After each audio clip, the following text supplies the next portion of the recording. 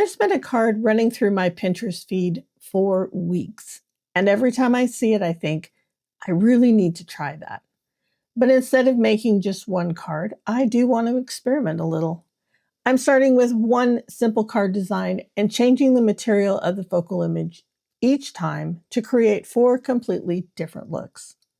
Now I'll keep the overall layout the same, with just a few small adjustments depending on the material I'm using.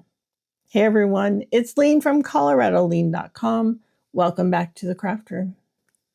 Before we get started on our project, let's talk about the materials we're going to be using today.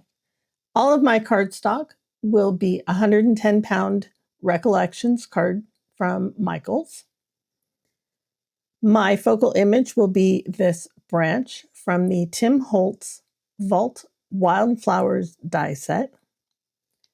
A couple of my cards, I will be using this Cuttlebug embossing folder from the Oriental Weave collection.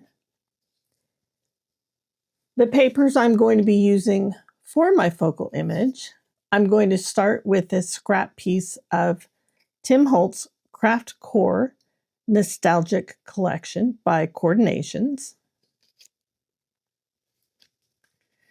I have another scrap piece of Cardstock metallic printed paper. This is the rose gold color, also from Tim Holtz.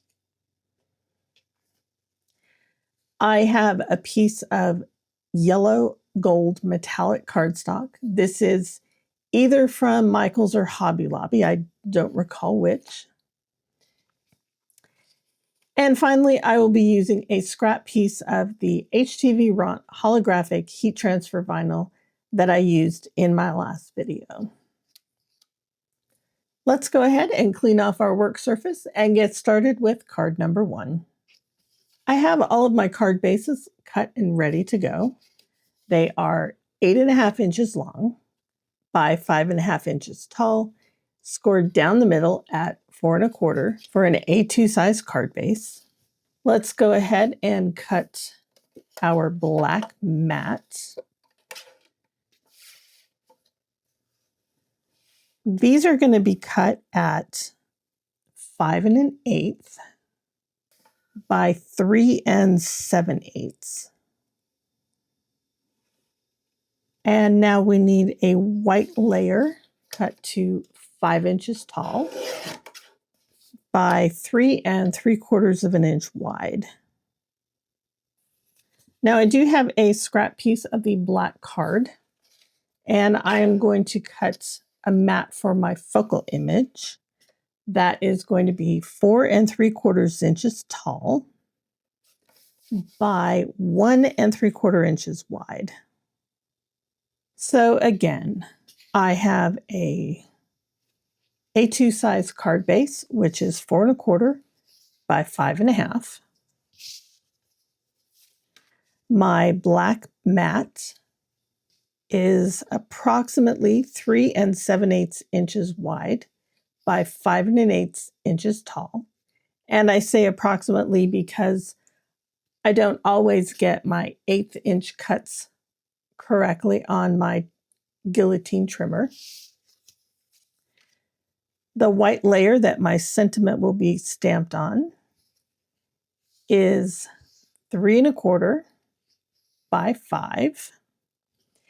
And then I have the black mat that my focal image will be on, which is 1 3/4 by 4 3/4. Now don't worry if you didn't get all of those measurements. I will have them listed over on the corresponding blog post at ColoradoLean.com. I have brought in my Sizzix die cut machine so we can get our focal image cut out and our black piece embossed. Let's go ahead and start with our die cutting.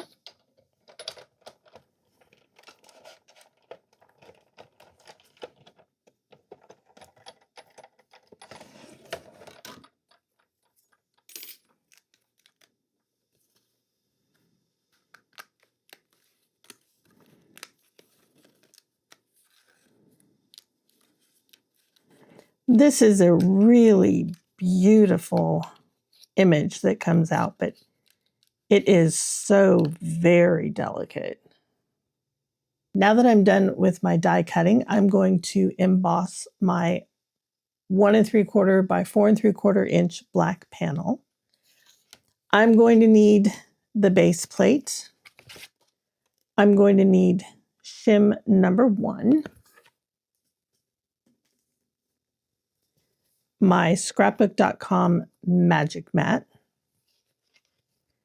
the embossing folder with my cardstock, and then a second cutting plate. I'm not sure why, but this particular embossing folder has never worked as well as it should. The center of the image doesn't always emboss correctly. So when I'm doing something small, I always make sure to put it around the outer edge. And I'm also going to angle this a little bit so it doesn't go in straight on this hard edge. So I will put on my top cutting plate. And because it doesn't emboss very well, I'm going to add a paper shim.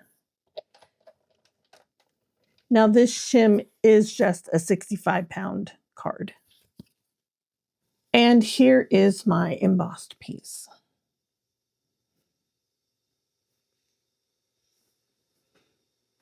For my sentiment today, I am going to use the Hero Arts Color Layering Dragonfly stamp set, and I'm going to be using the Thinking of You. With this black panel, there isn't going to be a whole lot of extra space for a sentiment, so I definitely want to make sure I know where to place it. I am not going to have a whole lot of extra space on either side. So when I glue in my black panel, I need to be very careful about that. I'm going to be stamping with my Distress Archival ink in Black Soot. To add a little bit of interest to our white background, I am going to use some Master's Touch metallic watercolors.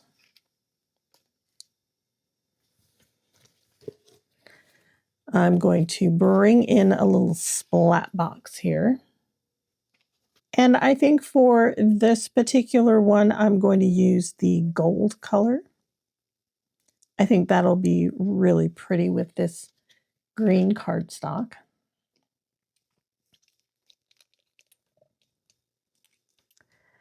So I'm just going to put a couple of drops of water in there. And then I have a Royal and Langnickel fan brush. This is a number 4.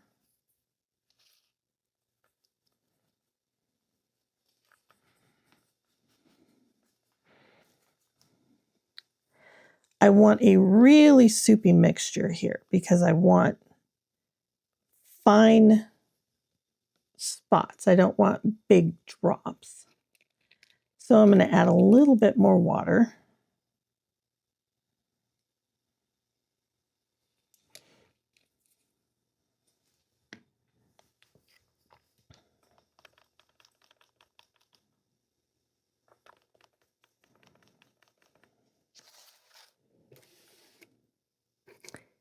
Then I'm just going to hold my brush and tap it.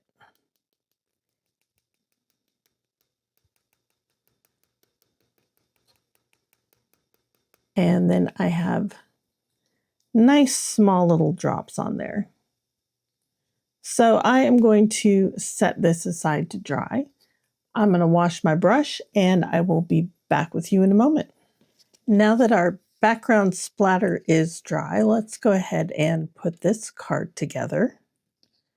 Of course, I do want to mention that no matter what kind of precautions you take, your splatter is going everywhere. I tried really hard to contain it inside that little splatter box, and well, obviously it didn't work. So I'm just going to turn this card over and put it on like that, and no one will be any of the wiser. So to put my card together, today I'm going to be using Barely Art Precision Glue. And I'm just going to eyeball this today. Now, before I put this piece onto my card base, I do want to put my embossed image on there. I'm going to use quite a bit of glue on this piece because there's not very many flat surfaces to stick to the card. I think that should be enough.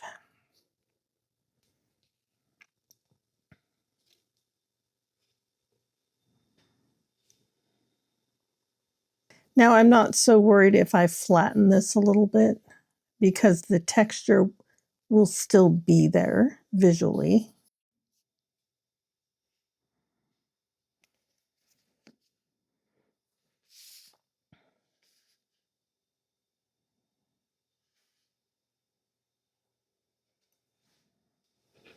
Now, this glue does dry clear, so I'm not too concerned about that.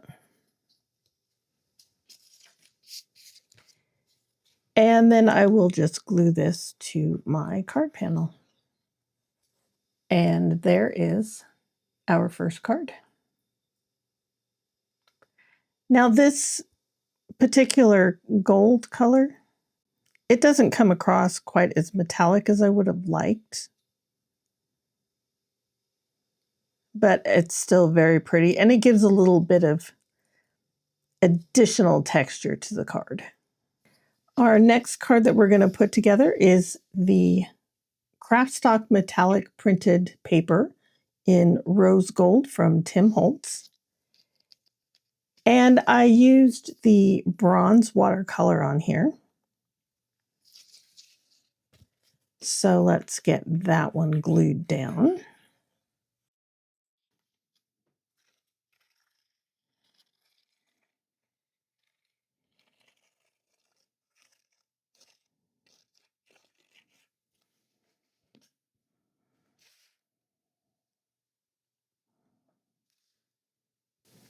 And there is card number 2.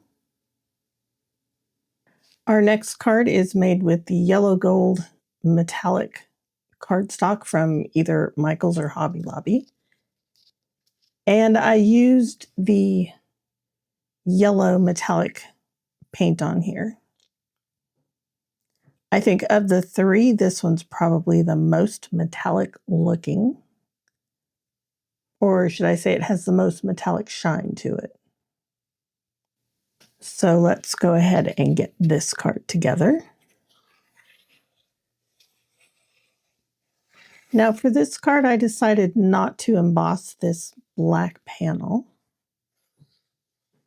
And there is card number 3. I really love how all of these turned out. Just changing the material of the focal image makes such a big difference.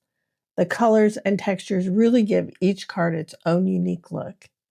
And even though the base of the cards is basic black and white, that little bit of metallic splatter adds an extra layer of texture and color that really brings everything together.